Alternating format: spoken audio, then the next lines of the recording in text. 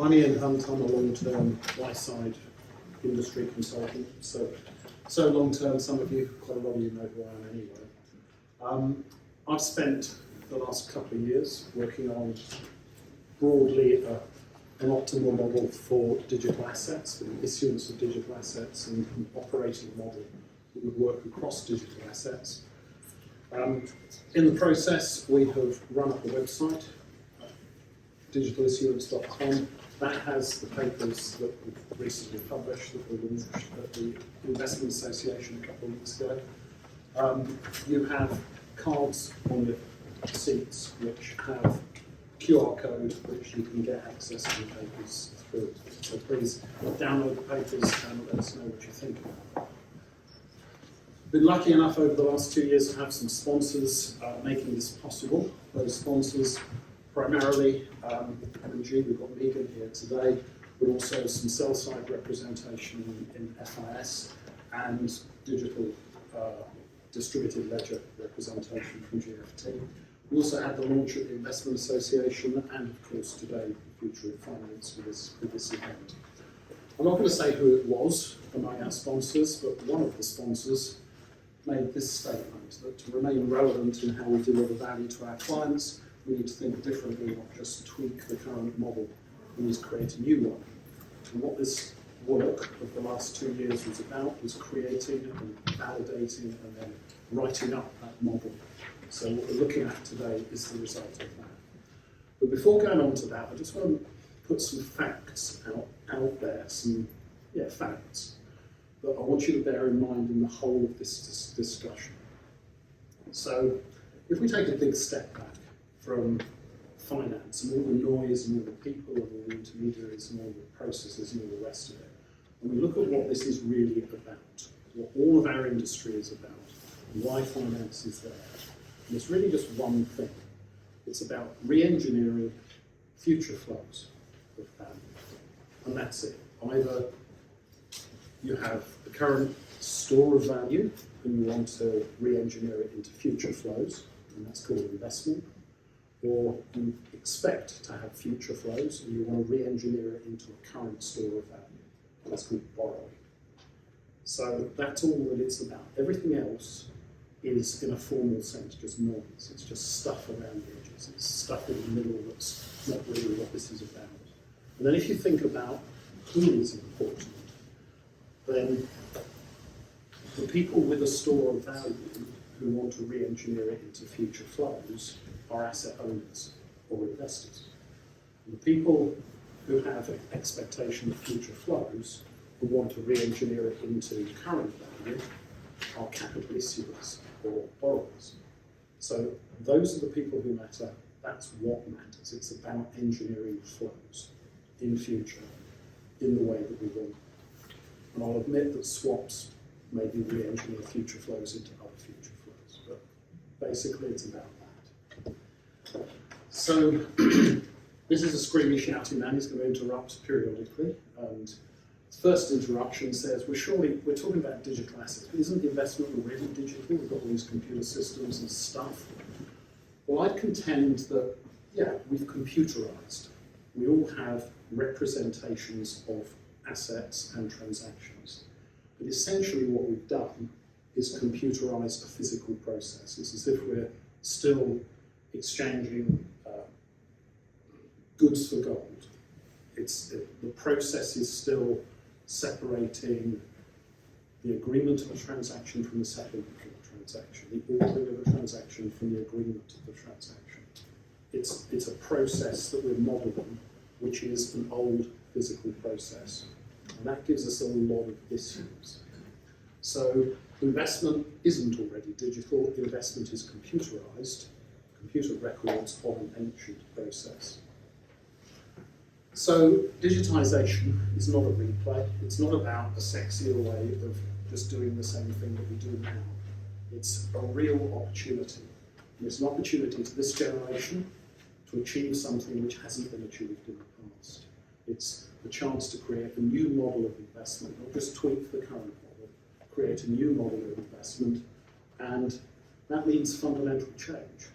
And if we're going to have fundamental change, then you can't just hang on to your familiar, comfortable ideas. You have to get rid of those ideas and replace them with a new set.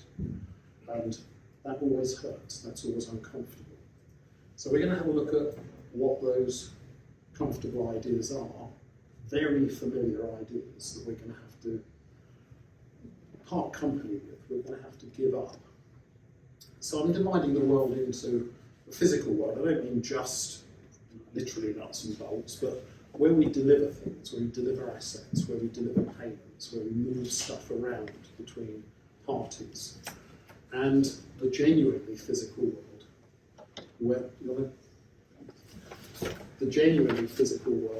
we have physical assets that are definitely not digital, where we have buildings and things and objects, poles of form.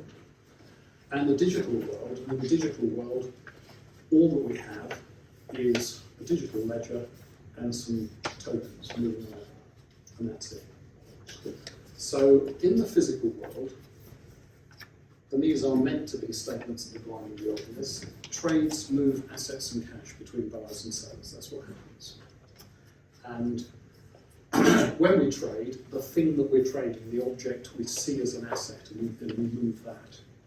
So after the trade, what happens is that the buyer of the asset has an asset who usually puts it in a portfolio. It's like buying something and putting it on your shelf.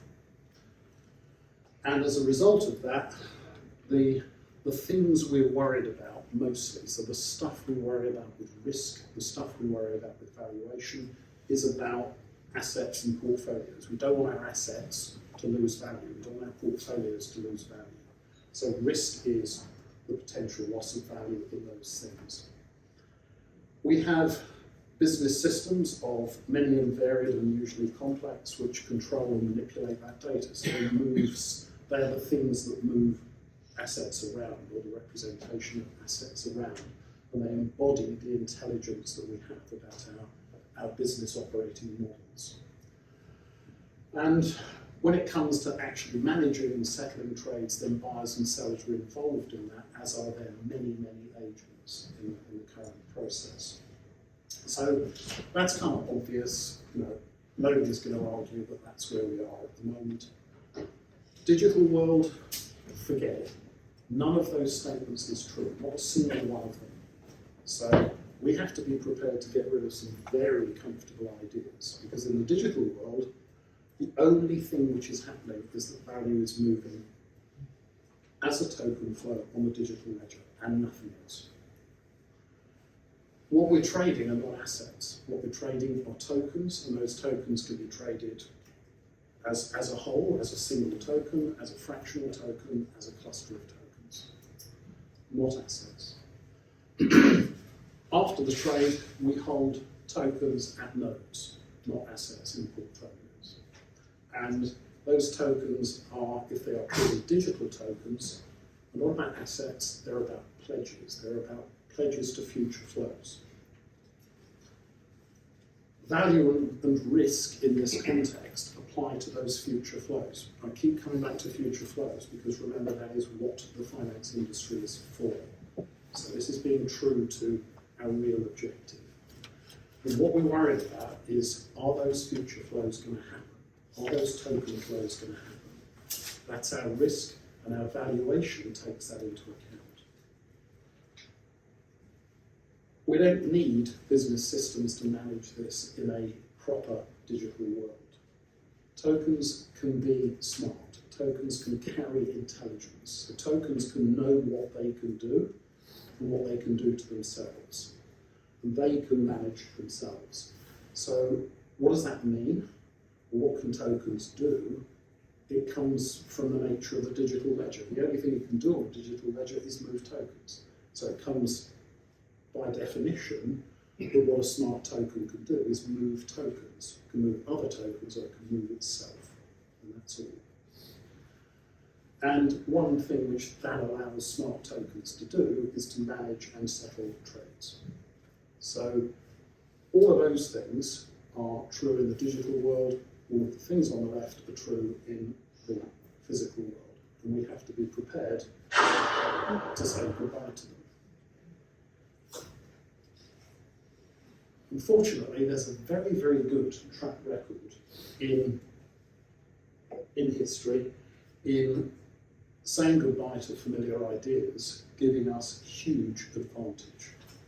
So one very, very familiar set of ideas was the astronomy that was created by Ptolemy in 150 AD. And this was so familiar and so comfortable that it lasted 1.5 millennia. So it lasted 1,500 years. And what Ptolemy said was that the Earth is the centre of the universe.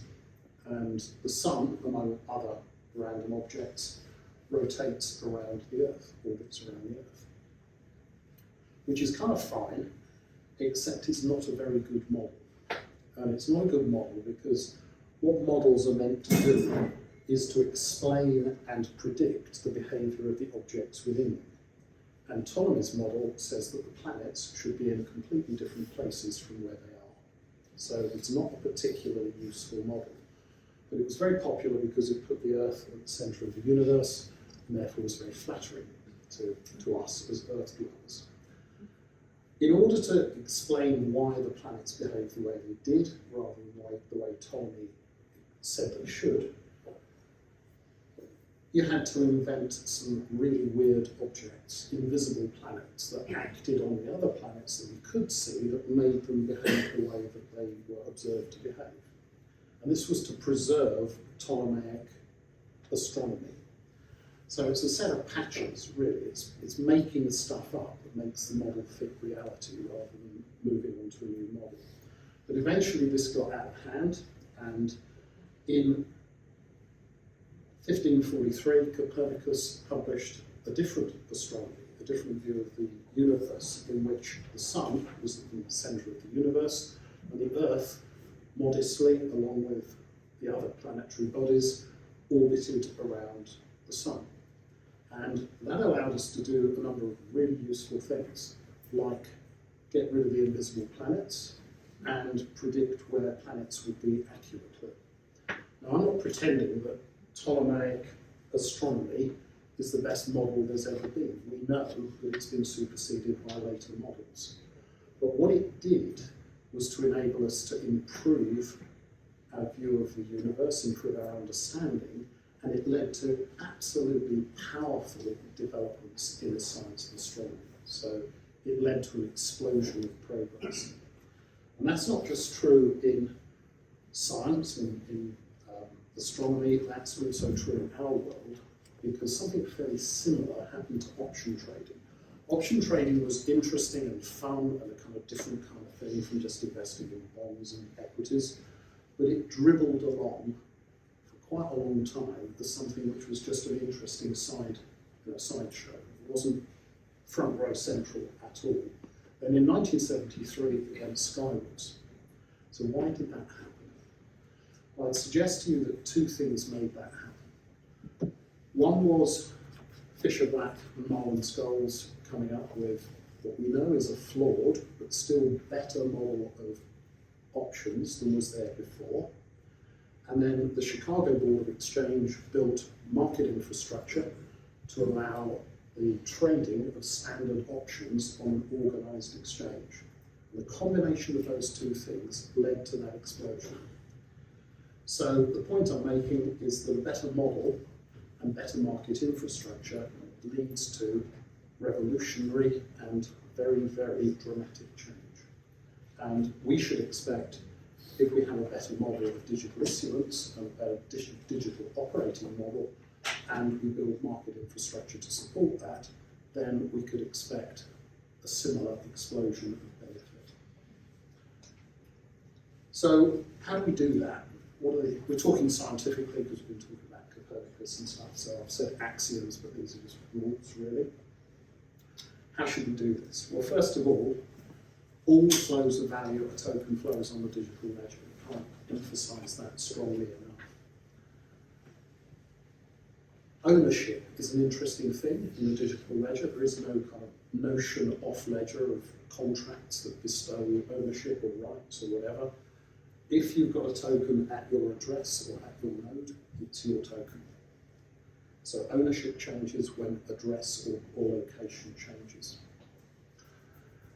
Everything that can be only digital, not part of the nuts and bolts world, not part of the physical world, should exist in digital form only. So we're not creating something which is a reflection of the physical world, we're creating something which is a different world. The digital tokens are either digital cash, and we'll look at what that means, or they are pledges of future flows. It's again back to future flows. The whole thing is about engineering future flows. And that means that one token doesn't equal an asset or an ownership of an asset. One token is one pledge of one flow from one issuer to one recipient. That's what this is built out of. And that leaves us only with physical assets. The stuff that is off ledger is the stuff that we tokenize. Everything else is just tokens. It's not tokenized, it's just tokens. So our screamy shouty man says, well, everyone's talking about tokenization. Well, tokenization, the key is in the word. Tokenization implies that there is something else out there that is not a token, is not digital, and is being tokenized. So tokenization is like the last refuge in this. If you can't have a purely digital asset, you have a tokenized asset. So what does that mean in terms of the tokens? What are these things that populate our digital ledger? Well, they come into two categories. The things that you can't have as purely digital are referenced to off-ledger assets. Those assets might be a company, they might be a building, they might be all kinds of things, but they are off-ledger. And then you have digital tokens which exist only on the digital ledger and are native to it. So we then add to that the fact that some of those are cash and some of those are assets, and we get to a kind of classic consulting quadrant where we've got four kinds of tokens. So cash title tokens, pretty obvious. They are title tokens that exist on ledger, pointing at the pool of cash off ledger. They are collateralized. Fully collateralized, then they are a very, very stable coin. Digital tokens, well, we're familiar with most of them, Litecoin, Bitcoin, Ethereum. These things don't have a pool of cash off ledger. Even though Bitcoin's represented as this gold coin with a B on it, there aren't pools of those off ledger that Bitcoin represents. Bitcoin is only on ledger, as is Litecoin, as is Ethereum. And hopefully, they're going to be joined by central bank digital currency, which will be the same. It will be only on ledger cash. It won't reflect a pool of off ledger value anywhere. It will be on ledger real cash. Then physical assets, we talked about buildings, Picasso, bananas, whatever, companies. These are things that exist off ledger, and the best we can do is to create a title token on ledger to represent their ownership. Digital assets, back to future flows. So the digital asset is purely a pledge of a future flow, and that's all. It only exists on ledger. So we talked about tokens being smart, and they're pretty central to this model. So what does a smart token mean? What does it do? What does it look like? Well, it turns out that smart tokens are very regular, they're very common. So every smart token looks much the same. It's a pledge to a future flow, so you need to know who that's from. It's its issuer. It triggers at a certain point, so that tells you when it's going to make its flow happen. Or it may be that it triggers on an event, or a combination of the two. It has to know what it's going to deliver, so what are the tokens that it's going to move around, because that's what smart tokens do, because it's the only thing that's happening on the ledger. And how many of them are there going to be? So it has some terms that tell you how to calculate, how to calculate the number of tokens to be moved. And then because we work in a regulated environment, then there will be constraints and rules that needs to be obeyed in that process. So that's a smart token, and it's called smart because it does three things itself. It self-actuates, so it knows when to start, it starts itself. It self-executes, so it does the thing it's there to do, it does the delivery of tokens, and it self-constrains, so it runs its own compliance, in other words. And this is a pretty powerful construct because it allows us to represent a huge number of financial objects. First of all, instruments. So as long as it's a purely financial instrument made of future cash flows, then you can represent it. So a bond is a string of these things, one for each income event and one for a redemption event. The swaps are strings of smart tokens which match each other, one issuer, one recipient for each, and they're inverted. That's all that a swap is. So any complexity of instruments, as long as it's made up in that way, we can represent with smart tokens. But you can also represent things you don't think of as instruments. You think of as processes, like income and corporate actions. They're pledges as well, as are the other side of the balance sheet, liabilities and securitizations. Every smart token has an asset side and a liability side, because someone issues it, that's their liability, and someone benefits from it, that's their recipient, that's the asset. So things that you don't think of as instruments can also be represented, and even more surprisingly, things that you don't think of as kind of part of that picture at all can be represented as well. So an order is just a back-to-back set of pledges. An indication of interest is a pledge that you haven't made yet. It's a pledge you want to make. So all of these things can be represented in smart token form by clustering smart tokens. So that's how we represent instruments, and the trading of instruments then becomes just the smart tokens doing their thing, just acting as they are able to act. So the smart token creates self-execution. So the screamy, shouty man said, but surely we've spent the last 30 or 40 years automating trading. Why do you think this is a good idea? Why does this make a difference? Well, yes, we have, and I've been involved in that process as much as everyone else. And if we go back to the two key parties who really matter in this, the asset owner and the capital issuer, let's call them for simplicity a buyer and a seller. In our current market, in our current market infrastructure, if these two innocents want to transact, then there is a blizzard of other objects and entities that get involved in that process. Many of them regulated entities that are mandatory in the process. And this is a kind of equity example, but there are plenty of others. And even if you try and make that organised, and you try and sort of turn it into almost a flow diagram, look at the interactions between them, and then overlay the processes that these parties carry out, this is almost chaos. This is just not anything that you would ever build from scratch deliberately. It all comes from patching, just like Ptolemaic astronomy, patching in invisible planets. What we've done is patch in entities and objects and processes and controls in order to make up for the weakness in the model in the first place. And what's really scary is that we don't just have one of these, we have different ones of these for every asset type. So we've got ourselves into a very substantial, complex mess where we're constantly trying to patch shortcomings in the model. And we've got multiples of these, and the effect of that is a very heavy weight of regulation. And the reason why that's a heavy weight of regulation is because the regulation, the complexity and scale of it, is multiplied by the number of entities, the number of processes, the number of interactions, and they're huge. So that's where we've got to. Why on earth did we get there? I mean, that looks mad.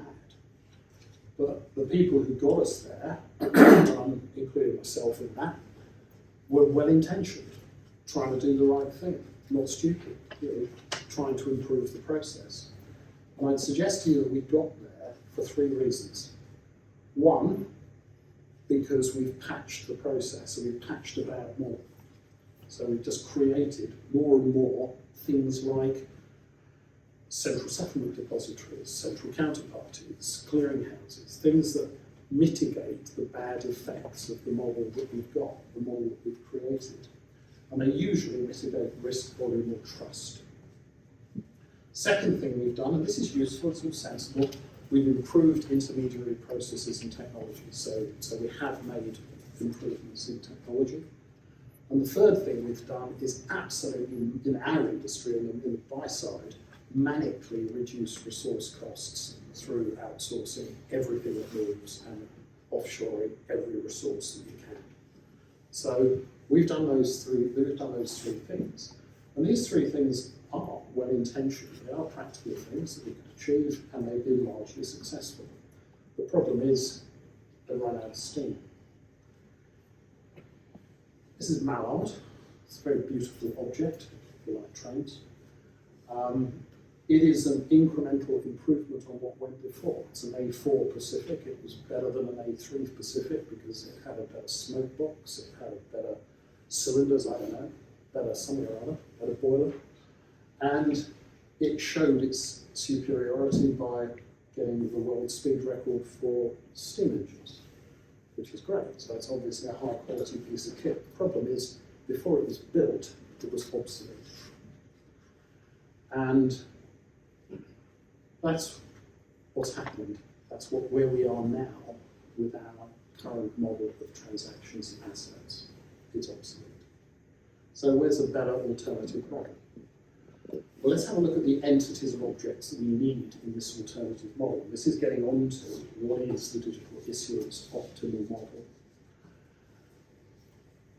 Well, first of all, we have our two key parties, the capital issuer, the asset owner, issuer, recipient. And then we need some smart tokens, a smart token, and then we need the things that the smart token is going to move. That's it. That's the whole thing that we need. So if we look at, that's the issuance model. If we look at the operating model, so how does that manifest itself in a transaction? Then here's our issuer and our recipient again. The issuer does what its name suggests. It issues pledges, it issues mints, smart tokens, which it then edits a pledge onto. And it then transfers that to a recipient who is willing to receive it. They might be making their own pledge or transferring some tokens in consideration, but that doesn't really matter. So that's just a pledge the other way. So the smart token is transferred to the recipient, and then critically, the issuer makes the pledged tokens visible and available on its node. And that is how trust is established. Then the smart token wakes up, its trigger happens, the thing that makes it live, and it transfers those tokens to the recipient. So it's done what it's defined to do. And having done its job, it can then be transferred back to the issuer, and the issuer can then do whatever it likes with it. It can burn it, it can stick it on a shelf, it can use it as an indication of interest, it can use it for another pledge to another party. So it can do what it likes. That's the whole thing. So we have one issuance model, and we have one operating model. And because we can represent all of those asset classes that I showed you, all of those processes that I showed you, all of the things the other side of the balance sheet that I showed you, then that one operating model will work for all of those. So when you have a new asset, you define a new set of tokens, you don't have to build any new technology. It's already there. It works because the underlying operating model works. So that's it. That's the one operating model. 2 entities, 2 objects, 5 processes. And that means that regulation can go from being a very dark cloud to being a very small white cloud. So what about trading? Trading smart tokens, well, we can trade them, as I said, individually in clusters or in fractions, whatever you want. So if you received a smart token, there is a guaranteed secondary market. You can trade it however you like. Clusters simulate conventional assets, but if you create a bond, it's a cluster of tokens, But once you've traded it, the recipient's just got a bunch of tokens, so they can trade those individually, in fractions, whatever they want. So the asset doesn't persist, only the tokens persist. Unissued tokens can be kept visible and searchable on the node of the issuer, and then they can be searched by willing recipients. The node, if you don't want to be searched, or if you don't want to make yourself public, you can create a smart market, so you can create a node that matches anonymous pledges, so it can act as a kind of sort of central clearing thing, sort of market. And orders follow the same operating model as everything else. You don't need an order management system, you don't need execution management. The orders follow the same operating model because they're just a back-to-back pledge as well. So they are identical to other tokens. So, screaming, shouting man says, but hang on a minute, this is a new, very radical new way of looking at this. This is digital issuance seeking to be optimal and seeking to have a single operating model. But surely it's happening all the time anyway. And it is, but I point out two flaws. I mean, we have lots of projects. Lots of people in this room will be involved in them. I'm involved in them, which are doing usually title token issuance, but often a bit better than that. And we're doing it for subclasses of assets, often subsets of asset classes, and we are doing it, making it all up for the individual project. So we've got a proliferation of methods, a proliferation of approaches. And this is in the future going to make it very difficult to interoperate. It's going to make interoperation complex and costly, and it's going to limit what we can achieve and what benefits we can deliver. The second thing that we're doing wrong is that a lot of digital issuance, almost all of it at the moment, is at the asset level. And as soon as you issue at the asset level, you concretise that asset class. You concretise the asset and its life cycle, and its operating model, its terms and conditions. And that leads away benefit immediately. So what do we need to do? What are the rules if we're going to optimise? Rather than the rules for digitisation, what are the rules for optimal digital issuance? The first is obvious: issue the tokens at the flow level. This is all about future flows, not at the asset level. Make the tokens smart, because the tokens can then operate themselves and they can give us a very simple operating model. To do that, they have to be self-actuating, self-executing, and self-limiting, and we need them to be individually tradable. They've got to be liquid, they've got to be something we can trade. And then measure value and risk of the tokens and the flows, not of the assets. So what does this mean for business systems? Well, we've transferred so much onto the token, even though the tokens are themselves pretty simple. Business systems shrink and they become standardized. So we still need business systems to operate the node that represents the business location. But what they become, well, they're a receptacle for tokens. They're just a node holding tokens, so that's where the token is. Tokens don't issue themselves and edit themselves. They can't do that. So the business system does that, and it sends the tokens to its initial recipient.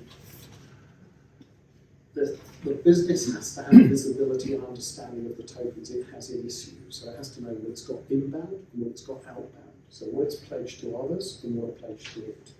And it has to look at those in terms of risk valuation and critically asset and liability management. So the inbound and the outbound have to be matched up. And you have to know what your asset and liability position is over time. We've talked about searching for matching pledges issued as indications of interest, and you have to maintain permissions for who can look at the indications on your node. That's about it. So when you're creating a new asset class or a new product, you don't need to change any of that. So you can issue a new asset class, just create a new asset class out of a new cluster of tokens. And you don't have to change the security master, you don't have to have new maintenance facilities, you don't have to have new transaction processing, any of it. You can just do it immediately. You want a new product, you can do it immediately. So that gives you a flavour of benefits. All the benefits of this model spring from the fact that there's one digital representation that is optimised or seeks to be optimised, and there is one operating model. Benefits for different parties. Well, the asset owner, the investor, gets much more product choice because it's so much easier to create products. Asset sourcing is simplified because you can trade whatever you want at whatever level you want. The individual, the fraction, the cluster, the individual token, or the asset representation. So asset sourcing is simplified, and because everything has an asset side and a liability side, you see the whole asset and liability picture in one platform. From the asset manager's perspective, then creating new product, creating personalization is straightforward, and moving into new asset types, which we all know if we've been involved in derivatives and in new products and new structures, this has been a nightmare. It's taken forever and been expensive and high risk. So from an asset manager's perspective, change becomes cheap.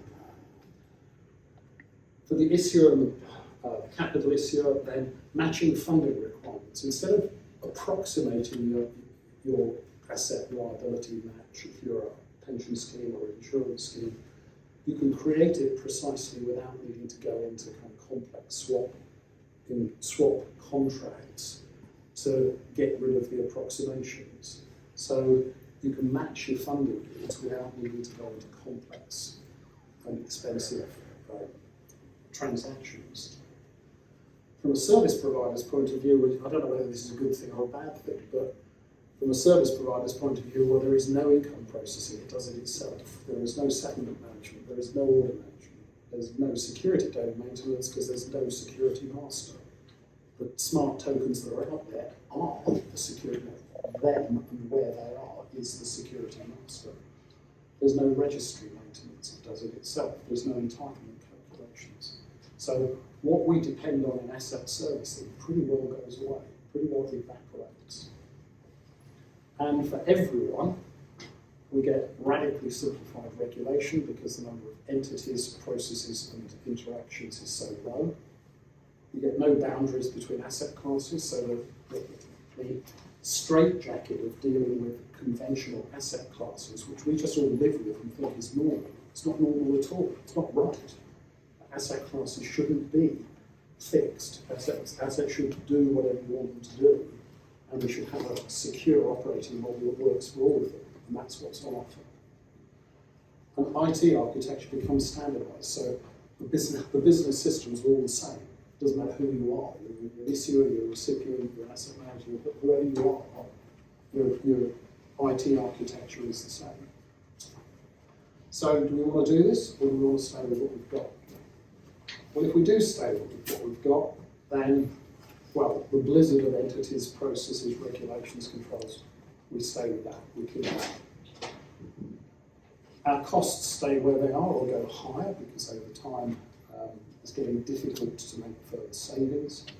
Change is slow and expensive, and as other markets, other jurisdictions get a bit smarter, our competitiveness will decline. The forms of digital issuance and the proliferation of complexity will continue. Do you want to come and take some seats? And that means that it will get more and more hard to interoperate, and harder and harder to create a universal view of assets across layers. We'll be stuck with the current definitions of asset classes and their concretized life cycles and operating models. And overall, we've got a generational opportunity here to do something different, to create a new model which optimizes our deployment of digitization, our deployment of digital ledgers. And if we don't take that, then our clients may start to do more and more of this themselves. And decentralized finance gives them the platform to do that. So if we don't do this, then people may run out of patience, as I think there is evidence they already are, with organized finance, and will go to decentralized. That's a threat, an existential threat to all of us. So that doesn't look very good. We should probably not do it. So I'll leave the last word with Arthur C. Clarke, who said that every radical idea provokes three sequential reactions. And the first of those is, you're a clown, you've got to be joking, this will never happen. The second is, oh, yeah, may work, may be okay, but no business case, it's not worth it, carry on doing what we're doing. And then the third is my idea. Thank you. I've hoped that this afternoon I've persuaded you that trying to optimise issuance and creating a single operating model for digital issuance is at least the start of a really good idea. And now over to the panel.